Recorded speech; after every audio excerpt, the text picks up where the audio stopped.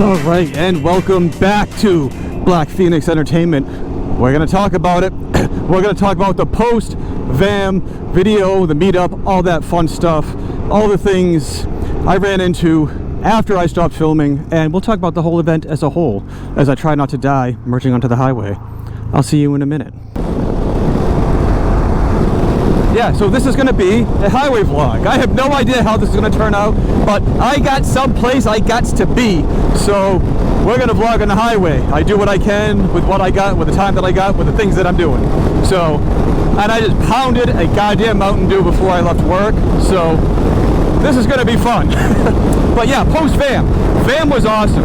So I went down there for total, we'll call it 7 days. Call it a Sunday to a Sunday at that point. And I was able to see a lot of cool things. And again, hanging out with Can Am Rides. Awesome dude. Go check out his channel. We went off on our own little adventures at some point. Well, not at some point, like before the event started. Oh god, hold on. And yeah, we got to see some cool stuff. We even wandered into Tennessee for a little bit. Did some roads there.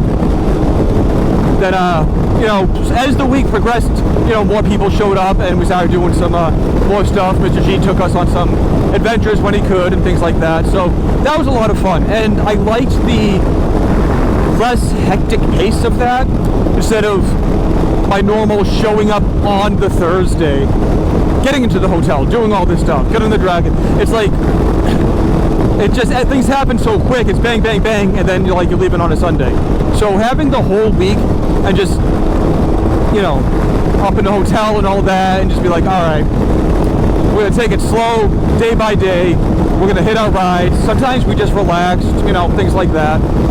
And yeah, I liked that. I don't know if I'm gonna do that every time, but for this particular time, it definitely worked out, and I enjoyed it. So we did run into weather a couple times,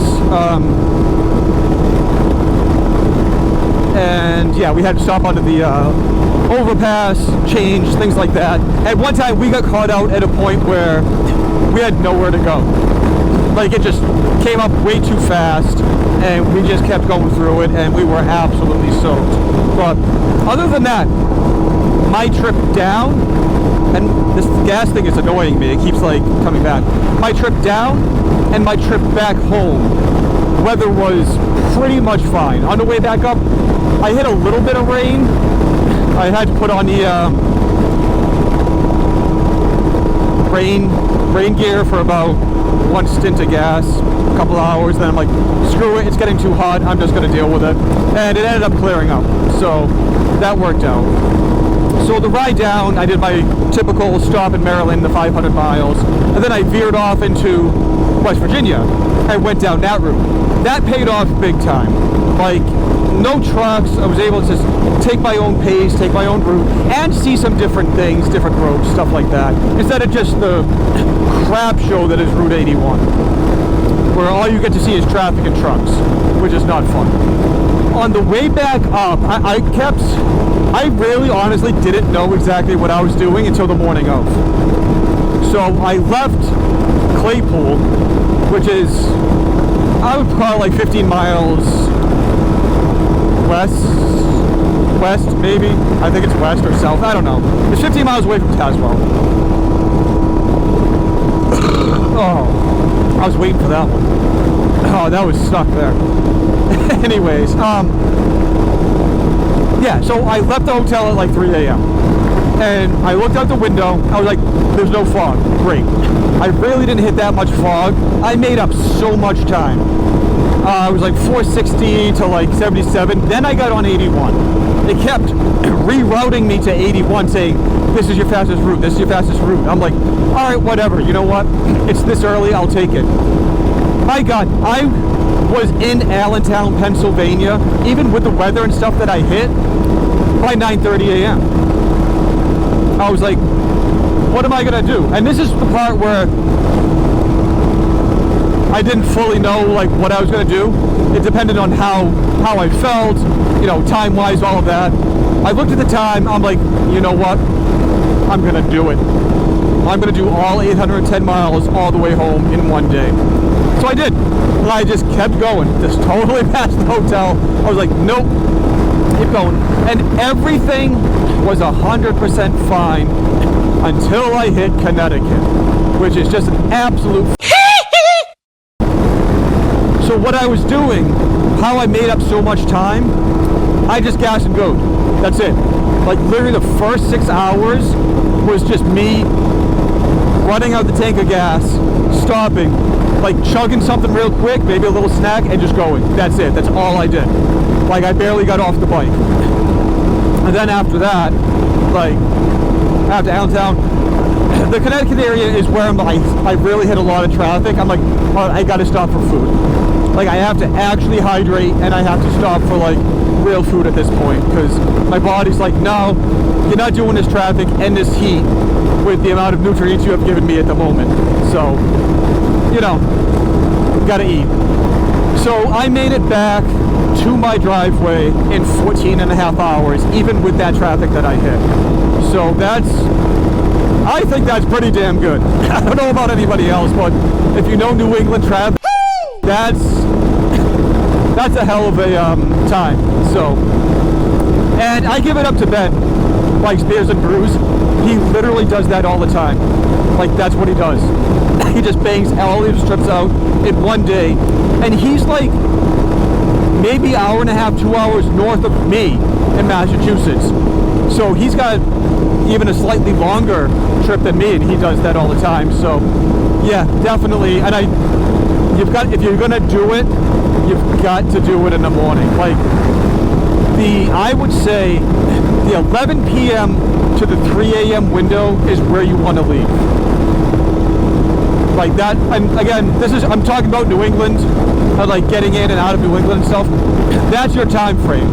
If you want to make up time, you don't want to get stuck and all of this stuff, and you want to get to where you're going, 11 p.m. to 3 a.m. is your window. Because anything outside of that is a gamble, and weekends, during the week, doesn't matter. You're going to hit traffic. So it was great seeing everybody again, like especially with all the cluster that was my life last year. Yeah, there's going to be a lot of Michael Jackson in this one. That's what happens when I just get hyped up on caffeine, hyped up on Mountain Dew, and yeah, so it was super cool. And again, I'm grateful for everyone that did reach out to me during my journey, and people who asked about me while I was here and took me aside and kind of talked and everything. Like I'm not good with like talking and words and feelings, and but like I'm grateful for that, and you guys know who you are, so thank you. So yeah, the Ryker did absolutely awesome too. Not loaded up, suspension tuned, did absolutely great on those roads. Like that's what I needed. So still, with the rally tires, you're not getting the grip that you would get with the regular street tires, which I know it's fine, it is what it is. I could swap them out if I wanted to, which when the time comes for that, I'll think about it. I'll kind of see where I am. Let's do some good old-fashioned Massachusetts merging here, because this guy's just gonna do nothing.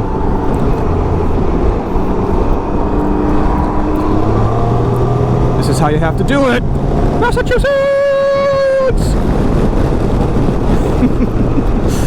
Oh man, stay there. But yeah, so I almost have 7,000 miles on this thing. When I'm done riding today, it's going to be over 7,000 miles. So think about that. I bought this in the second week of May.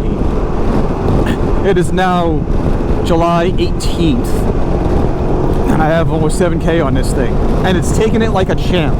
The biggest thing that I've had to do was keep an eye on the CVT air filter, which that is what it is. Those always get dirty. Change it to a K&N and just wash it. That's my recommendation. Because otherwise, for a trip like that, like when I went to GAM, I should have swapped it out with that amount of miles, but I didn't. So I don't like.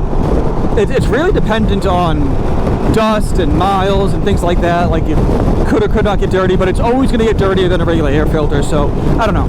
I suggest a K&N. I'm kind of getting on sidetracked. So, but yeah, this thing is an absolute beast.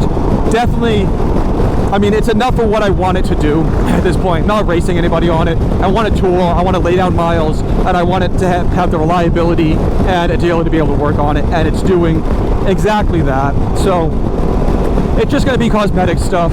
I already got some ideas, but we'll kind of see how life plays out at this point, and what I can do for funds and all that fun stuff. And time is always a factor, so I gotta also factor time into the factoring that I'm factoring in.